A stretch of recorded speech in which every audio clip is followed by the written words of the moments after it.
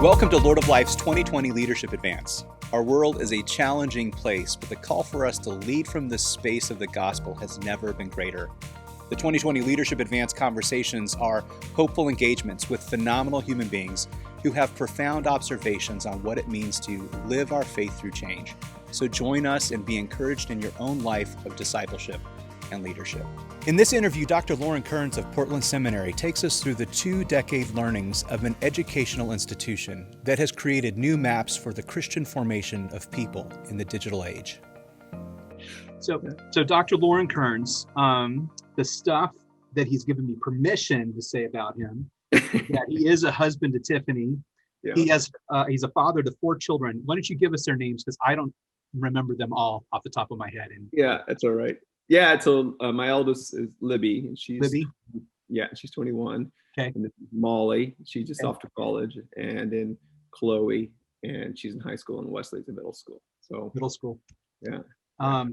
He's the director of the DMin program, Doctorate Ministry program at Portland Seminary. And he has a PhD from King's College in London, where he studied patristics. Specifically, he explored the soul and passions of Philo and Alexandria. Did I get that right? Yeah, and Philo technically isn't a patristic or father, right? It's true, he's not. He was actually a Hellenistic Jew. But so I was really interested in Origen and Clement, which are 2 early Eastern fathers, because their influence is so enormous, especially around theories of soul, what we now call spiritual formation. The roots all goes back to Origen. It all does. And what I discovered was, how little work had been done around soul and passions. Passions is an ancient word for what we would now talk about as like emotions or motivations. It's so that's an ancient term, early fathers, late antiquity, for what we mean when we say spiritual formation. So they wouldn't use that kind of language in that era at all. So, and what I discovered was, you can't read Origen unless you know your Philo, who was this Jewish rabbi in Alexandria, which is in Egypt. It's the craziest thing. But he was a genius, a religious genius, and kind of esoteric, but all the church fathers read him. He was a favorite Bible commentator because he helped these pagans, Greeks and Romans and so forth, who were converted to Christian faith. You understand, Judaism was this backwoods, barbaric, and literally they saw it as barbaric religion that was esoteric and weird to them. And Philo helped make the Bible make sense to a Greek or Roman. He was able to make that translation, and he had his approaches he used. And so all the fathers looked to him as a bridge character. He helped them figure out how to help them preach, essentially. Yeah, so I didn't mean to study Philo. You fell into it? It just happened. Did you fall into it? It just happened? Well, my research led me to the realization that I had to do that. It was just a base work that needed to be done. So I did. At the same time, because you got your master's from it was George Fox Evangelical Seminary back then, right? Yeah. Weren't you on a pastoral track? Found yourself on a master's track? Yeah, well, I was always more of a teacher. Okay. A little bit geeky, and very much. You're too cool to be geeky. It doesn't fly with you. I don't know. Geeks are all right. I think they're great, and they kind of rule the world now. Let's be honest. They totally rule the world now. It is nerds are awesome. They're not. Nerds are awesome. Yeah. Was a movie Revenge of the Nerds, right? Yeah, that's right. Yeah, that was prophetic. Yes, not appropriate for all audiences. No, but yeah. So no, so I studied Christian history and thought. I was really interested in that, and it was in that patristic. That's where I discovered the fathers, Augustine, what we call the fathers. So Saint Augustine is first, and then later more of the Eastern fathers. So Cyril of Alexandria, Athanasius, Origen, Irenaeus, who's sort of both. And I just fell in love with that era, that kind of early church period. It was just a fascinating period, and it's very much the fount of Christian faith. I mean, in terms from a theological standpoint, most of what we now would call like the dogmas of the faith and so forth were sort of settled in that era, and hold fast to this day. And so in that, what's fun about the fathers is whether you're Roman Catholic, whether you're Orthodox, whether you're Protestant, even if you're evangelical or Pentecostal, we all kind of can claim them as our spiritual parents. We all have roots there. We share that. And so there's a certain ecumenical nature to that study, which I enjoy. But they're really different in a way. They approach faith so differently than we do, which is also interesting. It helps us situate ourselves today, just how modern we are, the way our practices of faith are, So No, this is great. I mean, this question is tangential to your introduction. Yeah. But if I could make you distill your doctoral work down into your greatest learning, what would that greatest learning be? You mean for like in terms of the work itself, or more like for me as a person, like what I took away from that experience? Actually, I'm interested in you answering that question both ways. Oh, okay. Alrighty. Well, I mean, geeking out for just a moment, what I discovered, and just wasn't really recognized in Philonic studies, was that Philo's theory of the soul, and particularly his ethics, which is where passions and the way our spiritual formation practices and so forth are rooted, that he was generally thought of as a Platonist, a Middle Platonist. And what I discovered was his theory of the soul and passions were really rooted in Stoic thought, and it was underappreciated, and particularly the structure of his worldview. So he would draw on both. He was an eclectic at the end of the day. He kind of stole from whoever, because he was kind of a religious genius doing his own thing. But so the influence of Stoicism in Philo, and by means of Philo and Christian faith, is much greater than it is appreciated. It's really deep. It's structurally in the way we think, even to this day. So that's the geeky answer. That's awesome to answer. That's a whole nother interview conversation. Yeah, some other time. Yeah, it is. Yeah. It was fun. It was really fun. But what I learned, well, for one, I mean, the biggest thing you learn, at least I hope you learn when you do any kind of serious research project like that, it took me 6 years, is how little you know about anything. It's really humbling, because I did all this work, read all the primary sources and offered up a theory, a thesis, right? I think I made a good case for it. And then, in my viva, which is like your oral defense in the British context, really, really, really smart scholars argue with me and took issue with points and had to defend myself. And I just realized, if it's this complex and this hard for this one little narrow question, how can I speak with anything that's even approaching authority on anything? It's just so humbling. The world's really, really, really, really, really complex. And we think we know more than we actually do about most of the things. And I think people who have PhDs or other kinds of doctorates really should be some of the most humble people you meet. It's a humbling experience. It's ironic that many aren't. Yeah. They know better. Yeah. That's a perfect segue into kind of finishing up an introduction for you. Yeah. Because I've gone through the stuff that you gave me, but I think you're one of the most humble teachers and leaders I've ever met. Thank you. When I asked you for a bio, you gave me a line. Yeah.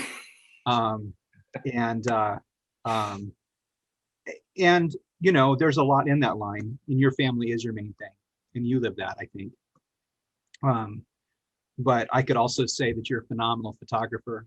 That so much of the aesthetic of the website, at least past tense, I don't know if it still goes on. The website, the way that you've built out the DMin program, and I think it's spilled over into the seminary at large.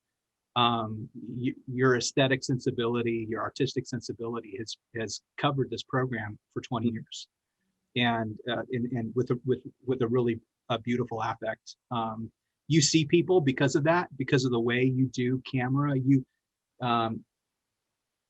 And I see that as part of what I think I love about you and have loved. I've known you since 2007, so we've known each other for what, 13 years now. Yeah. When I started my seminary education with you all, but my sense of your photography is you like photography because you do come at the world with curiosity.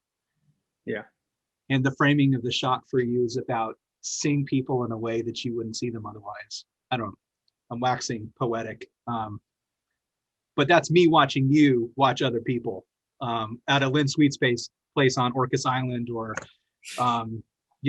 it's just, anyway, it's the stuff that I appreciate about you. Stuff that this audience won't know is that you have been central to the architecture and construction of a seminary that has made a shift incredibly well into a digital world. And George Fox Evangelical Seminary, now Portland Seminary, was doing this kind of educational deliverables before most were.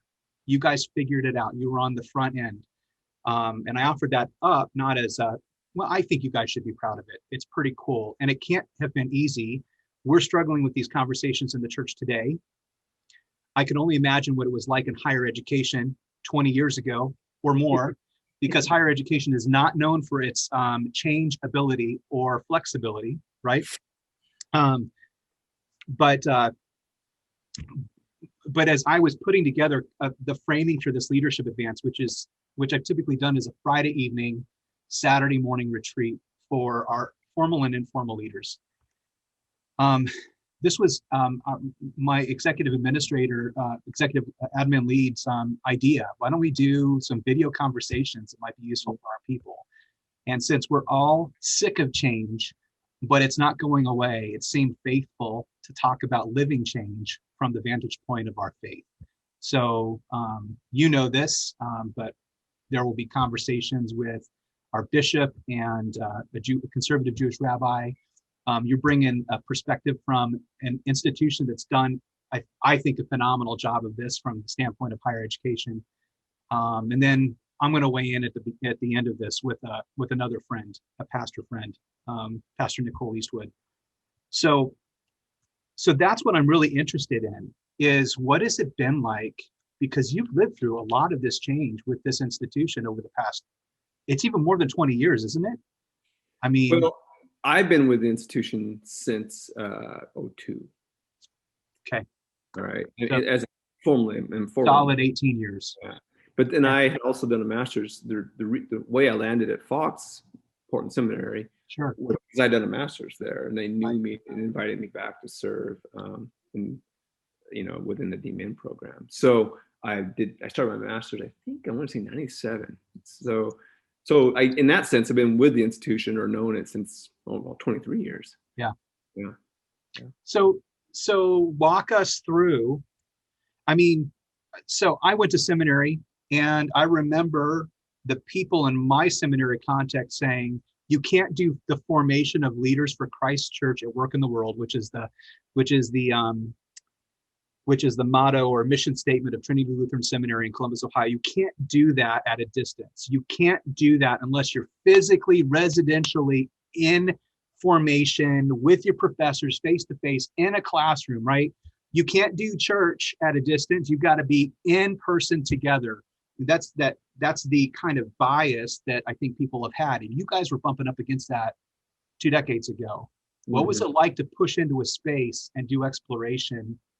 I don't know. What should I be asking you about all of that? I mean, because I think from my vantage point on the outside, your experience this past 2 decades has a ton of applicability to the challenges of the church here in this COVID moment. Yeah. Digital. Yeah, it does. Well, I think, so I'll kind of pick up at 2002 when I first was hired. Mm-hmm. So I was first asked to serve really in a tech role, even though I'm the geek, right? And I'm an Enneagram 5, right? So when you said I'm curious, well, of course I am. That's what Enneagram 5s do, be curious. Of course I'm gonna get behind a camera, because that allows me to both see and be distant. I love a camera. Of course, right? If you know that, you're like, of course. But I was hired to be in this kind of tech role I do have, and Lynn's called me this before. I'm a bit of an architect. In a different life, I probably could have been an architect. I both, so I had that kind of see vision, see structure, see systems. You and I are similar in that respect. Kind of have You're that. an INTJ on the Myers-Briggs, right? We're losing our audience right now, but that's okay. I can edit this out. You get out, yeah. Yeah. INTJs, Yeah. yeah. So they hired me to basically build the doctor ministry online presence for the program. Len and Dr. Connery at the time, who was the DMin director at the time, had basically developed the whole program on the back of a napkin over a meal. They handed me the napkin and said, "Go build it." I believe it. Yeah, so it's nuts and bolts, and so I had the greatest ideas on the planet have developed. I mean, it's always on the back of a napkin, isn't it? Of course it is, because it's the core idea is there. It's the kernel, but and this is the thing. There's the kernel, and then there's execution, and you need both, right? And so they tasked me with kind of building it out and learning the process. And since I'm a curious soul, that fit me really well. And what I did, and it wasn't like I was a techie, but I was a power user, if you will, at the time. And so I was technical enough to utilize systems and platforms and figure out stuff and learn what I need to learn to do that. So yeah, I mean, so we use different course management systems. Those are online platforms that are developed by third parties for institutions to conduct courses in education, higher education, K-12. I think we had Blackboard, then we went to WebCT, and then we went to Moodle, which is not open source. And we were going to soon be going to Canvas, which has kind of become pretty popular. And I think is now better, actually, overall, for at least what we do. So I'm happy about that. That's going to be where we're switching to in 2020, December 2021, sorry. So, you have to learn each of those environments, but the tools and the platforms and the functionalities are one thing, but there's the sociology of learning and the sociology of community online and in person and how those two interact. So I was tasked with figuring all that out. Now, at the same time, the university, the seminary, my colleagues in the master's program were doing a whole bunch of research. They wanted to also take the master's programs into what we would call now hybrid or blended. You'll hear that terminology. But that we mean by that is you conduct a learning experience, a course or whatever, or program with a combination of in-person and online. And normally the in-person is in the form of an intensive, right? As an intensive period of time, a weekend or a week or whatever. Right. Yeah.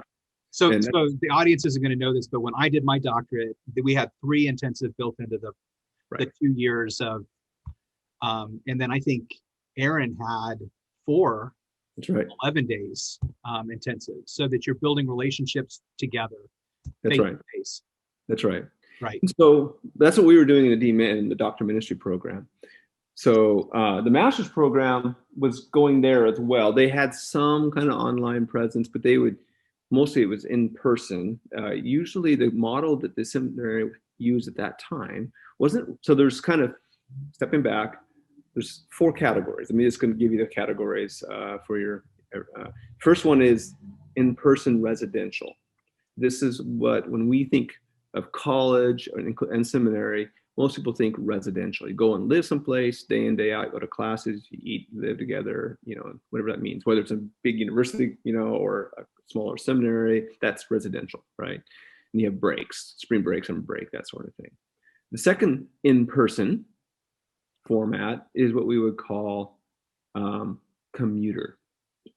And this is classically used in like adult degree programs, as well as graduate programs. Now, they can be also residential, but a lot of adult programs that are geared toward adults who are working and that have busy lives. And so you would have some location near a population and near a freeway so that people can come once or twice, maybe even 3 times a week. But usually they usually structured it so it was somewhat manageable for people who are working. So maybe it's going to be a 1 day only or 2 evenings or that sort of thing. and you would commute. You didn't live on campus. So it wasn't the campus life. You had families and work and all that sort of, you just came to class. That would be the kind of the other big category of in person. And then you have online only, right? This is the opposite end of it.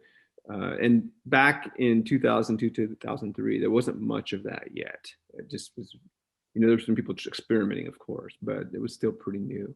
And you see that there's quite a few online only programs these days actually out there in education, K-12 as well, not just higher ed. Right. Yeah. And in the COVID, there's a whole bunch of online only. Yeah. Fairfax County, one of the largest school districts in the nation. We are Is it online only still? The online experiment, yeah. Yep, and so no face-to-face at all right now. No, Yeah. I think with some of our more at-risk populations, special needs populations. I'm not even sure I'm using the right language, but some of those classrooms have just started going back. Yeah. So we're hearing rumblings, but who knows? Same here in Oregon, by the way. It's the public schools aren't meeting in person at all. Yeah. So so we've suddenly been thrust into this kind of online only environment, and across the country. So then the fourth category is what we would call hybrid or blended, and that's where you do this mix of online and then intensive of some sort. But then it can vary.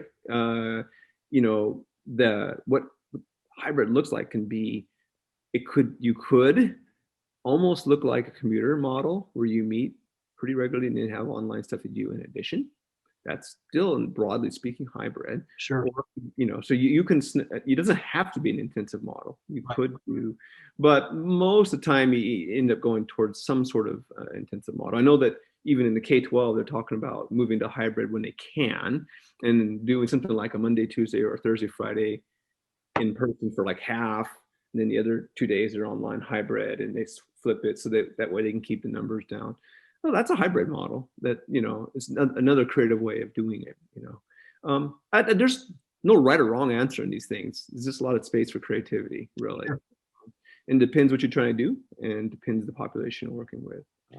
So my colleagues in the master side did a whole bunch of research around those four categories and looked at the sociology of those, looked at what works for learning, because we're an educational institution. So it kind of matters that folks learn something when they come like, because that's the whole point, right? Right. Yeah. At least it's a major point, right? But they also looked at other important things. Like, it really matters to us as a seminary that there's community. The sociology matters, that people are formed not just by ideas, but the way how you live and be together, practices, character, those sorts of things as well. So looked a lot at that too, and the impacts of these different environments on that. So my colleagues were doing a lot of research around that and looking at what the literature is saying. And they finally got, I think they actually came around to launching their first master's level hybrid courses. And I want to say, I'm not either 2006 or 2007, about the time you started with us is when they were just launching on the master's side. The doctoral side, we just were doing it before we actually thought we ready, fire, aim, right? Yeah. But it wasn't really that way. Lynn Sweet, who is the lead mentor of the program, who led out, is just a genius and had actually some really clear ideas of what we need to do. And so we were following, kind of working those things out. So the DMin program launched when? What year was it? Well, so our first one was the Leadership and Spiritual Formation. That was launched in the fall of 1999. Okay. And then Dr. Sweet's, at the time was called Leadership in Emerging Culture. It's the same program today, but it's been renamed. Semiotics and Future Studies. It's now actually Semiotics, Church, and Culture. So it's in its third name. It kind of, Len's always thinking and changing, and the program has to kind of keep up with him. Right. But it's still, the continuities are, it's still, folks who've studied with Len and kind of his mind and heart has always been at the center of that program as the lead mentor. So when did the DMin with the Leadership in Emerging Culture program start? What year? With me. 02? Yeah, I was hired as part of the startup. So, I came in 07, fall of 07. Mm-hmm. And my experience with with that hybrid journey was that it was not put together with Bailing Wire. No. You guys had in 5 years built something that felt world class and solid. Yeah, no, and so so in terms of how do you build something like that? I mean, the key is assessment. That's a big fancy word, but it all we mean by assessment is you do something, then you get feedback on that something, and then you listen to that feedback and make adjustments in light of it. And then you do something again. Yeah, I mean, the fancy word is praxis, right? Praxeological model. You got it. Action, reflection. That's it. And so we had a good idea. It was literally a really great idea. And again, I give full credit to Dr. Sweet on this. I was kind of hired to make it happen, to implement it, to execute. But the execution matters too. And when you first start something, there's lots of bugs, there's lots of mistakes.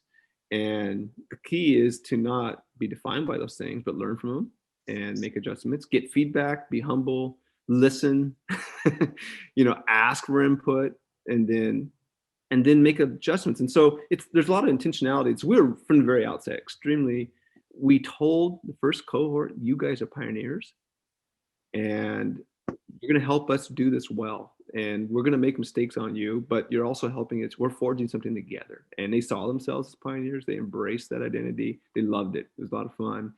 And, we quickly discovered some things early on and made adjustments quickly. And so by the time we get to you, a lot of the big bugs were worked out. Of course, there's always little things. And then the world's dynamic. It's always changing. So just when you think you've got something kind of sorted, everything changes, like COVID. And you have to make adjustments again. No, absolutely. Yeah. I'm trying to remember. I don't think you used pioneer language, but I just want to camp on that for just a second, because I mean, that seems to me to be part of the needful thing in any moment of incredible change. Mm-hmm. So we can frame this moment as something that's happening to us, or we can frame this moment as an adventure. Mm-hmm. It's not exactly the same thing, but I remember when we were getting this call to come up here, and I was being called from the congregation in Florida to Lord of Life here, and our kids were well-adjusted, happy. They've got friendships in the neighborhood. I mean, it was a great situation. And Aaron, like, how are we going to tell our kids? And I remember talking to a mentor friend, Rick Barger, about this. I'm like, Rick, what are we going to tell our kids? And he said, you're going to tell them the truth. God calls us on an adventure each and every day. And this is the adventure he's calling us into. God needs you. God needs you in Washington, D.C. And you're going to go embrace the adventure there. And just like you've had blessings where you're currently at, you're going to have incredible blessings there too. Isn't it exciting that we get to be on this, phenomenal adventure? And that sticks with me. Like, right, we can frame this as something that's happening to us, or we can frame this as one of the biggest opportunities of a lifetime. It sounds like you asked these people who were starting this doctoral program. I mean, were you even certain? You didn't even have ATS accreditation, right, when it first starts, right? How did that work? I mean, what's funny is I don't remember because I wasn't in charge of that. It was okay. Dr. Sweet and Dr. Were you accredited by the time I got my doctorate? So yes, you were. You do have an accredited degree. That's it. That's the that's not fly by night. I promise it's not a degree over there. The seminary was accredited, but in terms of the final, like, was the first cohort, was the program fully ATS accredited at that time, or was it still like an appending kind of thing, place, or probationary place? I'm not sure. I wasn't part of those conversations early on, so I don't know, like, when that was with the truth in advertising. I don't know, but by the time you got there, it was certainly was. Well, like it or not, when you're a pioneer, you don't even have the certainty of the validity of recognition by other. I mean, and that's a challenge of being the trailblazer in any sort of industry, right? Yep. You don't have credibility. You don't have who else is doing this, and especially when you're dealing with the conservative population of the church, nobody wants to be the trailblazer. No. Nobody wants to put themselves out there like that. Well, I mean, we had, so okay, a couple thoughts to react to what you're saying. Yeah. Yeah. So we told them, we used, that was the language we used, was Pioneer. I think the COVID situation more recently, so fasting forwarding 18 years later, right? When here, at least here on the West Coast, everything dropped on mid-March, the curtain fell, and everything shut down. And Dr. Sweet's program had 2 in-person intensives coming up in May and June. One was going to be at his house, and you know what that's like. It's just awesome, right? It's just his place it's the best, right? It's everyone looks forward to it. It's a climax moment, highlight moment for the students. Yeah, it's phenomenal. And then the other one was going to be for year 2 students. It's going to be in Cambridge, UK. So like these phenomenal locations, right? So well, and I should, do I even have it here? No, I don't. I think they're at home. I was going to say, I mean, what our audience won't know, many of them aren't even going to know who Lynn Sweet is. Sure. But they're definitely not going to know that his home is radioactive, that his favorite thing is uranium glass, and you eat salmon off of uranium glass dishes, and he gives uranium glass away as gifts. And I have two shot glass uranium glass shot glasses from Lynn Sweet. Maybe that's a secret. It's the Chernobyl effect, right? It's a secret to brilliance. I've been radioactive ever since. I'll tell you what. If I wasn't radioactive and passionate before, I am now. So, yeah, I think they're at home. Unfortunately, yeah. Anyway. So I mean, yeah, his. So what do we do? So the Dr. Berger, who's my associate, and I, we just left Lynn's house for the Future Church Think Tank Alumni Advance. Yeah. We're coming home. So that's for alumni. It's intensive, but for alumni. Yep. Annual event we do at his house. Mm-hmm. It's so awesome. I love it. I love learning from Lynn. I love it. And I've done it twice, maybe 3 times. And I haven't been back since Erin started her doctorate and is now done. And I don't have an excuse anymore except. No, you don't. I need to come back. Yes, you do. But we're driving home. And we were like literally thinking, it was as the curtain's dropping, we weren't sure if we we're gonna get across the border from out of Washington back into Oregon. There was talk about shutting down the borders, and we were like, okay, we just gotta get through Seattle. We're driving through Seattle. It's like a ghost town. I've never ever driven through the heart of Seattle without having to slow down. We just you're walking. It felt like an apocalyptic movie. It was so weird. So the whole way we're driving down, and Cliff and I were just talking about, because we're looking ahead at these advances and knowing what the students were going to lose. And it's a real loss. I mean, COVID's taken something from everybody, right? And that was going to take it from them. That was clear to us. But we didn't have a clarity about how much, how soon, how bad, how long. There's so much we didn't know. Right. And so we were talking about, okay, well, we'll have to do something online. Obviously, that was pretty clear to us right out immediately. It's not obvious. What do we do? And we started talking about, how could we replace that? Maybe we could create an experience that's an analog to Cambridge, analog to. And then Cliff, my colleague, made a really astute point. And it goes back to language of pioneer and framing. He said, we need to be careful to not try to replace those intensive experiences. You do that and you lose the whole game, because the metaphor is everything. The metaphor, the framing matters, and how you frame it, how you see it, your expectations, everything. So we realized he made this point, and when he said it immediately, I'm like, you're exactly right. What mattered was, we went to the students and says, that's a loss. It is. So there's an acceptance piece here. We're not going to even try to replicate that. Not going to try. Instead, we're going to do something online that's a value added to you. It's completely different.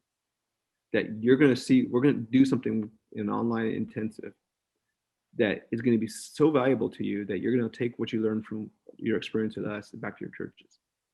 Well, and I think I was on at least one of those offerings, Loren, and it was incredible. It wasn't the retreat, but you guys weren't trying to create the retreat. You're trying to create something that was a rich, dialogical, relevant experience for people. leaders going Yep. through this moment together. Yep. This and Len, and that was something we did with the alumni. That was, we reached out and invited alumni back for a conversation with Len, just to make sense of this moment, because this is a historical moment. We just knew it back in April, right? Yep. But for the students, see, they had a set of expectations. I mean, they had dreams. They imagined themselves at Lens or in Cambridge, and all that was dashed. And the point, back to the framing point in language, it really matters. And this was, again, I give all the credit to my colleague Cliff on this, his insight. If we even once use the language of replacement, we lose, because you're suddenly they have this set of expectations, drinking tea in Cambridge versus a Zoom session online. I mean, guess what? This isn't that. And that would have been really cool. Maybe it's cool, but it's not that, right? And but if you're expecting that, by definition, you're disappointed, right? So, my colleague Heather Rainey says this all the time. It's one of her watch phrases is 80% of what we do is manage expectations. Yeah. And I think that's really true. And I think that's true as us, who are, conducting doctoral programs for pastors, really, and leaders, Christian leaders across North America. We're doing that for our students, folks like yourself. Yeah. But the truth is, that's what we're doing for ourselves every day too. Absolutely. How we frame things up. We create language. What we create is metaphors, again, or better yet, narraphors. A metaphor plus a story around the metaphor, and then we inhabit those things. Those become our reality. They're not actually reality, but they frame the way we see the world, like a set of glasses. And, cup half empty, cup half full, same cup. But the framing matters. And so by telling these students, coming back to the first cohort, you are pioneers, we gave them a metaphor. And so then all of a sudden, because there were more than a few bugs, they didn't see that as like, oh, they're not delivering on the goods. Oh, this program is, haphazard or lackadaisical or whatever negative, No, because if you're a pioneer, you expect cold nights, having to cross the flood rivers, who knows, but broken wheels, whatever challenge you're going to have, sweat, tears, pain, but that you expect it, you embrace it. So the metaphor frames, and so they did that. They saw it that way, and then they became partners in that. We all were pioneers together, and it wasn't us and them; it was us together, and it really changed the tone. And I think it really set the whole program up really well. In many ways, the success of what you experienced even 5 years later was because, and again, I take no credit for any of this, but it was because we had framed them. We had said, this is the metaphor. We had proposed that. That's the language we use. And they embraced it, and saw themselves that way. It was sort of an identity piece. So that really matters. And it still matters. So, what we're trying to do with different spaces, what we're trying to do, whether it's online or in person, what you're trying to do, how you talk about it, the way you see it, the metaphors you use makes all the difference in the world.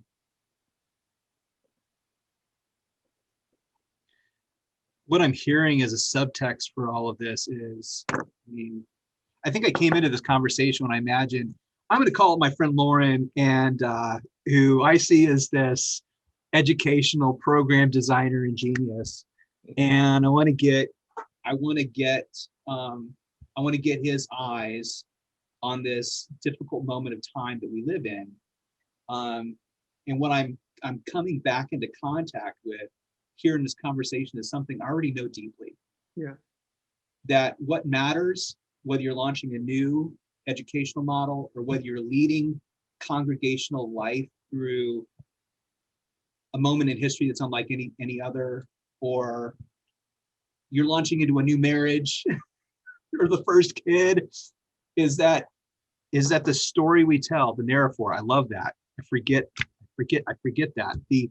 The metaphor inhabiting a story is really what this is about. because the mental model shapes our ability to embrace or not the moment of time. Right. And yeah, self-leadership too. I mean, it's huge, absolutely.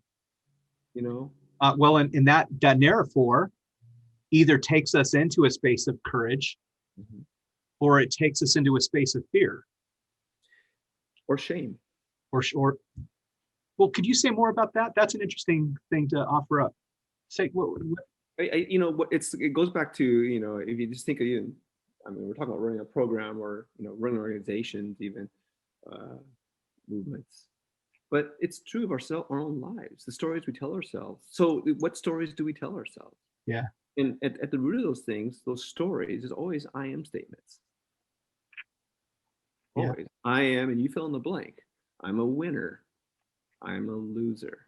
I am a failure. I am an overcomer. I always. And, you know, and so we use these images. So this is a little insider talk. I can't believe I'm going to give this away, but I'll go ahead and give it away. One of the things we talk about in our team, the doctor ministry teams, we have some internal, like, I am statements we use as a team. And we have this creature that we love. It's called a tardigrade. Have you ever heard of tardigrades? Oh yeah, water bears. Are you kidding? I'm a total geek too. Yeah, You know about those things. absolutely. I love the one that showed up in Star Trek Discovery that Okay. powered, you know, right. the starship. All right. I love it. Love it. Okay. Bring it. Okay. So I'm with you. These things are some of the most resilient forms of life on this planet. And what our audience may not know is they're everywhere. They're in dirt. They're everywhere. They're all around us. Yeah. They've found them in Antarctica. They have found them in the tropics. They have found them in the desert. They have found the tardigrade. They have evidence of tardigrades going back 500 million years to the Cambrian era. Okay. These things have survived. They've survived comets that took out, you know, half a life, that took out the dinosaurs. They survived nuclear winters and ice ages. They survived. They have even taken tardigrades out into outer space and brought them back, and they survived outer space without oxygen, without heat. I don't know. Yep. Now that's resilience. That's resilience. Right? Yeah. What are tardigrades? Resilient, you know? Yeah. And so we actually talk about ourselves as tardigrades. It's a joke. It's a running, it's a ha-ha, we're being funny, but we actually mean it.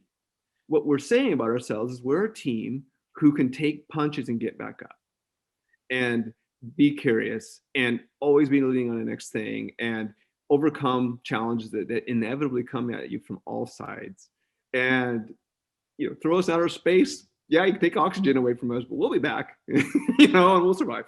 But it's a way of us talking about, no, we are overcomers. Or I mean, it's funny, but the point is the stories we tell ourselves matter because we inhabit those stories. We always do, and you can't not. We're story creatures, you know. So the stories matter. That's a fun one. It's not particularly deep or theological. I'm just waiting. So when does the tardigrade become the mascot for Portland Seminary? I mean, when can I buy my Portland Seminary tardigrade stuffed animal? That's well, we haven't got there. It hasn't become a seminary thing fully. It's still the doctor ministry team. We're, you know, our smaller crowd. But we had a colleague of ours who has just moved on, had a new opportunity, and our parting gift to our colleague was to give her a wine glass because she loves wine with a tardigrade on it. That's to remember us by. And that's awesome. Yeah. So the stories we tell, but that's the point. The stories we tell really do matter. That's really cool. And that's what matters about when you create environments too, right? How you frame them up, the language you use about what's the metaphor for these really matter. How do you think COVID is going to change the local congregation? I think, well, I mean, gosh, that's a big question. I think that was the idea. Yeah. Well, I think a couple things that we know. Actually, high touch is going to become more important than ever. And at the same time, the front porch of the church is now and this is, again, I'll give credit to Dr. Sweet, this is his idea, not mine, but he's right on this, is going to be the internet. So churches are going to have to think 24/7 online presence on the one hand, and high touch, high intensity in person on the other. The church will become hybrid and have to learn to do hybrid. What we discovered, going back to 07, 08, when my colleagues did, so we were doing this work, and then my colleagues went and did the research. And what we discovered was online does certain things better than in person for teaching and learning. In person does certain things better than online, but hybrid leverages both, and on average excels both, either of the other two, because it can leverage the best of both worlds. So when we designed our program, we discovered, and this gets to your answer about the church, so bear with me as I give you a long-winded. This is great. Yeah, it's awesome. What we discovered was face-to-face experiences. And this is, remember, we're talking higher ed, graduate programs. Right. Okay. Right. Primary purpose of face-to-face experiences is not content. It's relationships. Relationships. Yeah. So we kept dialing back. We had too much content early on, way too much. And as we've gone over the years, we keep dialing it back. And we move more and more toward establishing a strong community with a strong identity. A cohort, as we call it. That's our language. So a cohort is a group of people that start a program together and then journey together in our program for 3 years as a group. So you get to know each other pretty well. And because you have that continuity, each time you have a new class, they don't have to make new relationships. You can build on that over time. So it has this, over time, this growing social capital that's built as a community. So we discovered was, when you meet in person, you need to create rich, memorable experiences that cannot be replicated online. Don't do in person what you can do online. Don't do in person what you can do online. Say that again. I'm thinking of all those preachers out there. Don't do in person what you can do online. Do in person what can only be done in person. And the more you can create experiences that are memorable, that are unique, that really cut to the heart of things with people relationally, the richer it will be. And that builds community. So you create spaces where people can be vulnerable. You create spaces where they have an experience. Sometimes we would, like, if we're in Cambridge, you might just take them to a location and put like, for instance, we have a meal with Dr. Sweet and a round table on top of this it's like top of a hotel where there's a restaurant at the very top open, on the rooftop overlooking all of Cambridge and all the churches. You can't do that. With Dr. Sweet and your cohort, people serving you. I mean, sunshine, Cambridge, you can't replicate that, right? It's better than tourism, because it's if you will, it's tourism with a purpose. It's meaningful, right? Yeah. So it's, above all, establishing rich connections of people and being really intentional about that. So when we have an intensive, we don't just bring you someplace and put you in a room for 8 hours with an instructor and then send you on your way. Every minute of your day, even if we give it back to you, is intentionally designed, from the time you go to bed to the time you get up. Even if it's stuff where you're out playing and we know but that's on purpose too. I think this whole conversation, if it didn't start out as gold, and I think it did, it's become even more so, because I feel like, not only for the people in this congregation and ministry leads that are going to be listening to this, but also friends, family members, a larger constituency, like, this learning is key. Just that, don't do in person what you can do online. That the whole insight of wanting in person to be about content, but realizing in person needs to be about community and relationship. We can do content. Well, I'm learning that here already. I mean, Right. I think I've been trying to get people together for this regular offering I call Rabbi Circle, right? And I'm a regional congregation. We have 2 campuses, and we have people as far as Washington, D.C., Yeah. all the way out, 40 miles, 45 miles that direction. And then we go up to the border of Virginia, Maryland, and West Virginia, down, way down, Manassas and further south. And it's just not reasonable to get people together on a Wednesday evening in the middle of the week with commutes and stuff like that. But we can do this online thing and get a whole community together that Right. wouldn't be able to show up otherwise. Why have I been trying to do this in person all this time? Don't know. Right? Yeah. Don't. No. Do in person what can only be done in person, which is relate. And you can do relational online too. Absolutely. Absolutely. You can. Absolutely. Yeah. I'll come back to that. But there's certain things you can do in person relationally. And it's particularly built around rich experiences that leverage a location. So placedness matters. The placedness matters. So, we are really intentional about the places we use. So for all of our programs, the semiotics track with Dr. Swee, but that would be true of the leadership and spiritual formation track. Absolutely. Aaron still talks about Cannon Beach and Haystack Rock and the whole space so the image we use, the metaphor we use for that program is pilgrimage. Yeah. And Cannon Beach, which is this lovely little coastal town on the Oregon coast. For all you out there in the East Coast, if you ever come to Oregon, go to Cannon Beach. That's right. It's phenomenal. It is. It's just, yeah.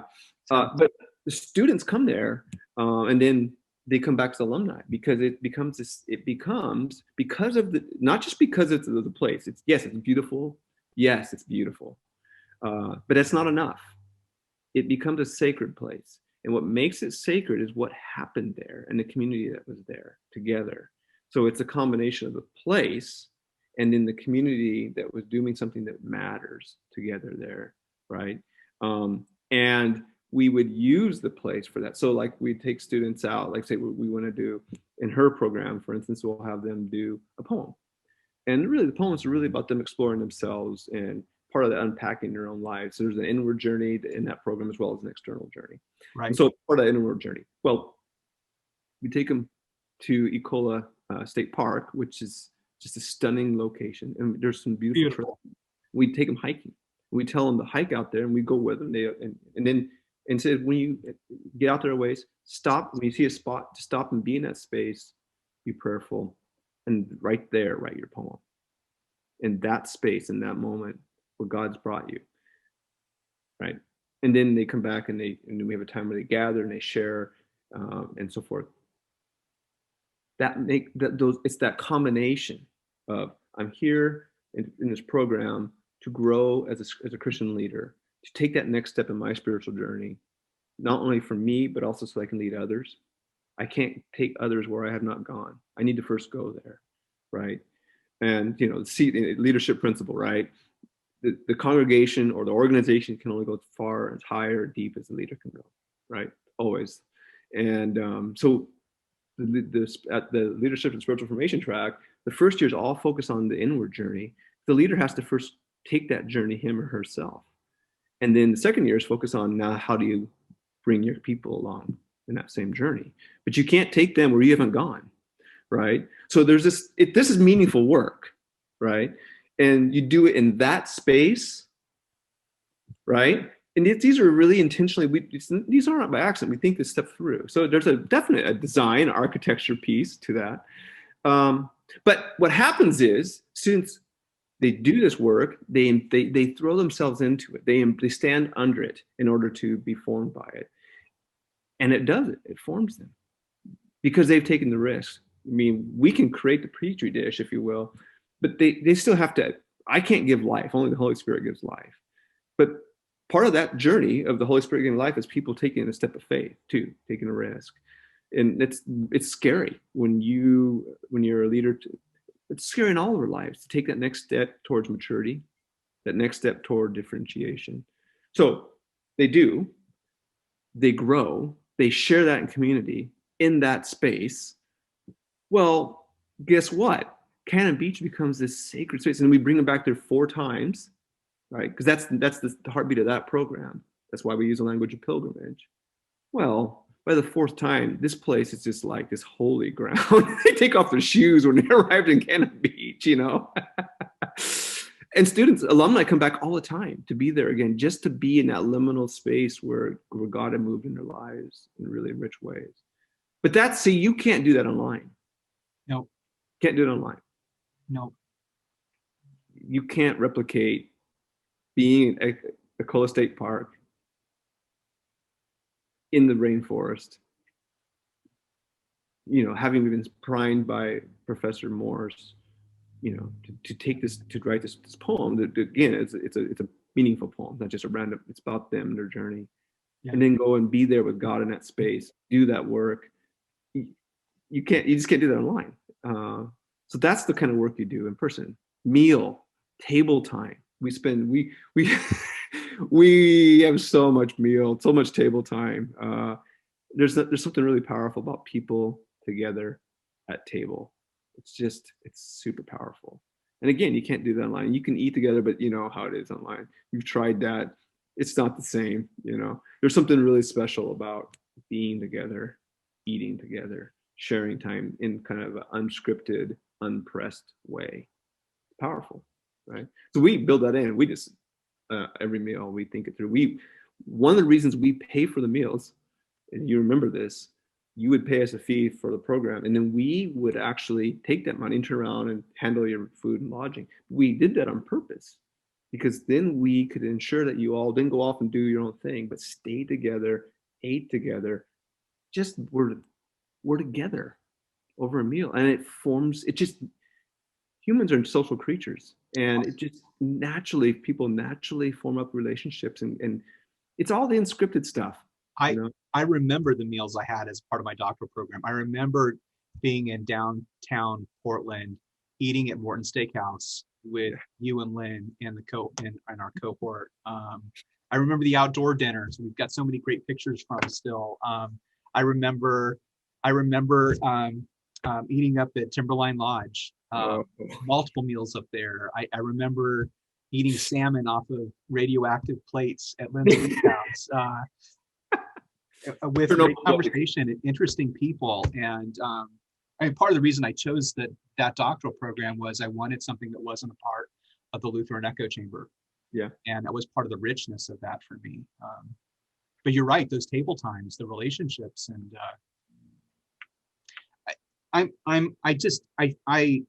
what's really being teased out for me, and I know we got to wrap this conversation up here soon.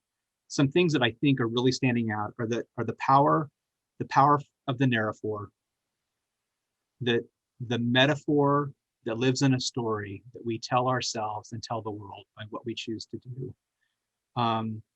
And that this pilgrimage into this new analog and digital world actually gives the church the opportunity, maybe for the first time, because it's breaking down our biases against the digital world, right?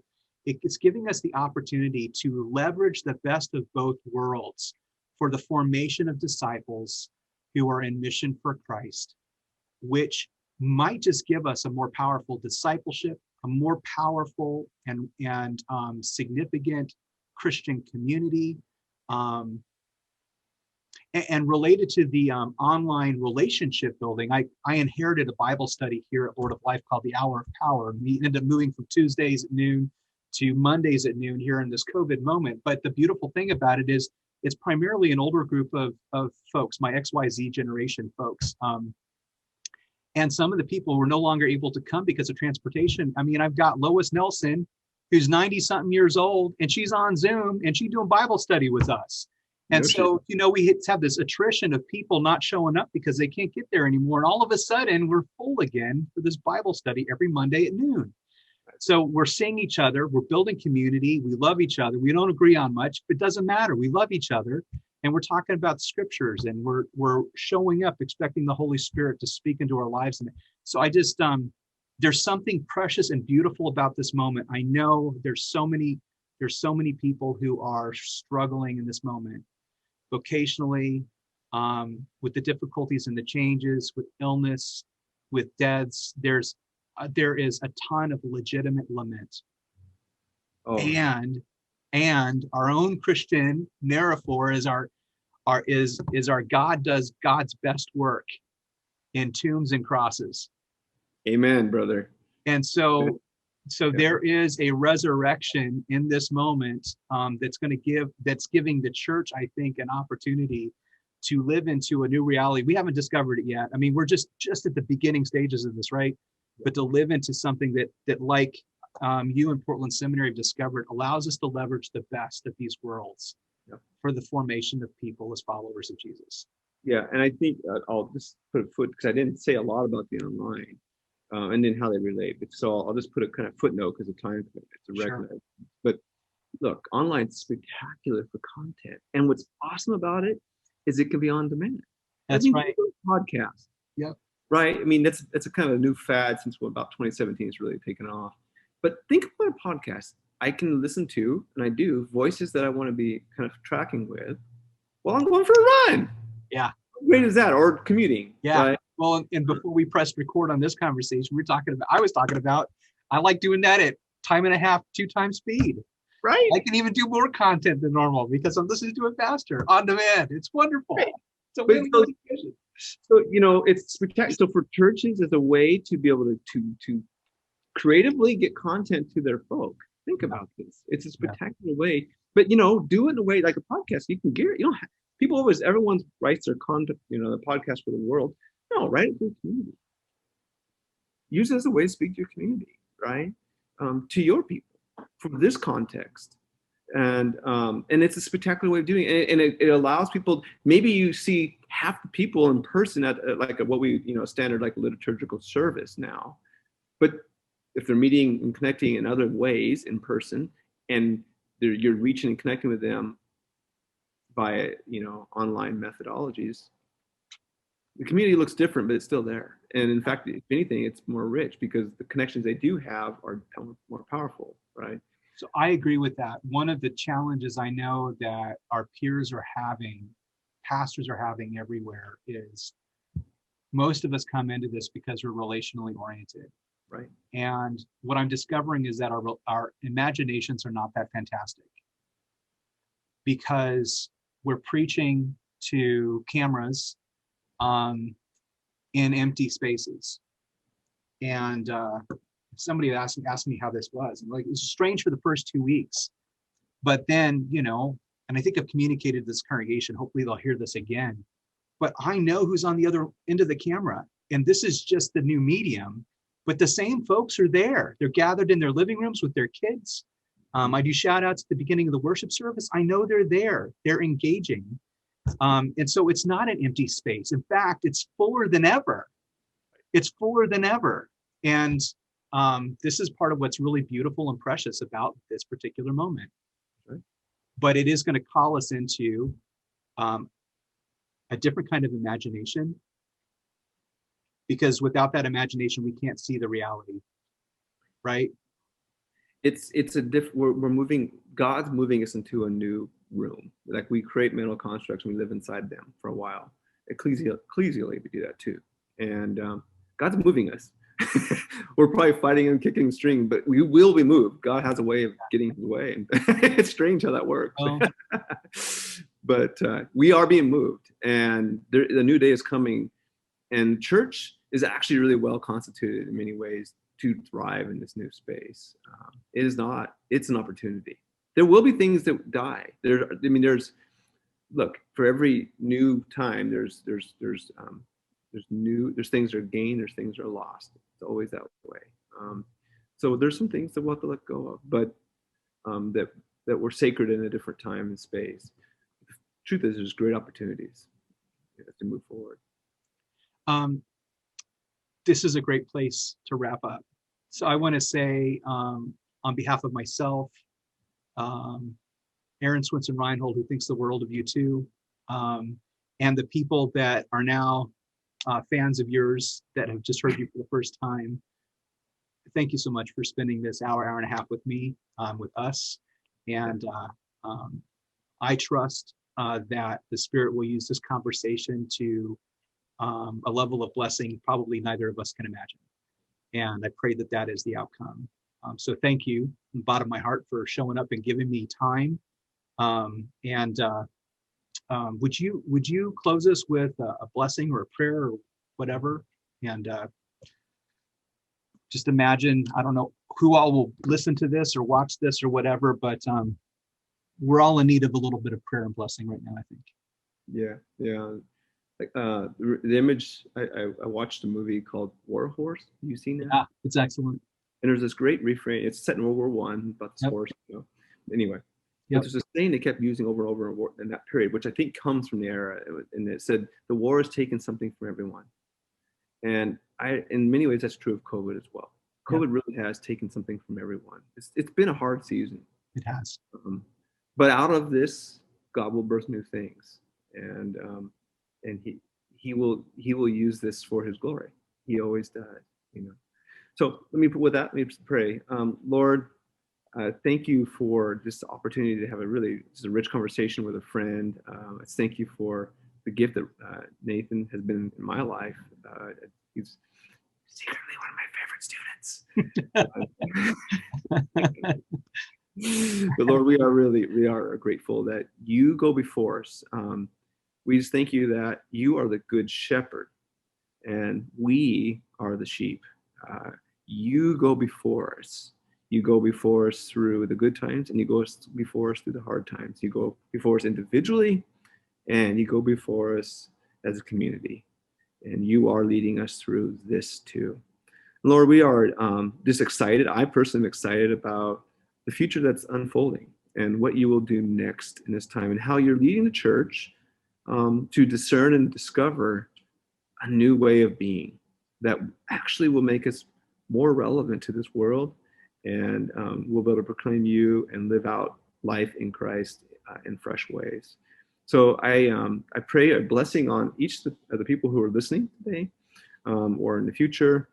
Just pray that you would give them that imagination to see the world with a different metaphor, to see it with a different lens than perhaps the one they've seen it with to date. That you would birth in them an image that's for them. That's not just something I say or that Nathan says, but something that you speak to them, Lord. So give them a word, give them an image, help them to reframe the moment that they're in the place that they're in, because that is so much of the story, Lord. And then also, Lord, that you would help all of us find our communities again and to find ways of connecting with people. We need each other. And so I pray that you would just open doors, that you would guide folks into surprising ways of connecting, either in person or online. And Lord, I pray that as we go forward, that you would above all be glorified in what we do and what we say. And these things we pray in Jesus' name. Amen. Thank you, Loren. Thank you so much. Yeah, thank you. My deep appreciation to Dr. Kerns for taking time to do this conversation with me. He gave of his time and his intellect and his heart freely to us, and I'm deeply appreciative of all of those things for this shared space. And for those of you who are watching this or listening to this, we want to leave each of these conversations with an opportunity for reflection.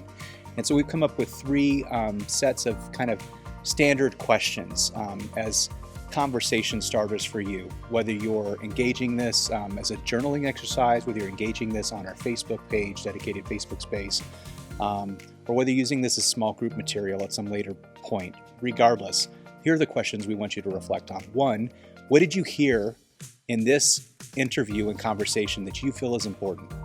Number 2, what does this conversation cause you to wonder? And number 3, what actions do you need to take given new awareness from this particular conversation? I invite you to reflect on these things, and I personally would love to hear some of what you come up with if you really do choose to engage this stuff in such an intentional way. We imagine that this leadership advance this year would be life-giving to us and engaging in different ways, and we're really, really curious to see what you all come up with. Thank you for joining us today.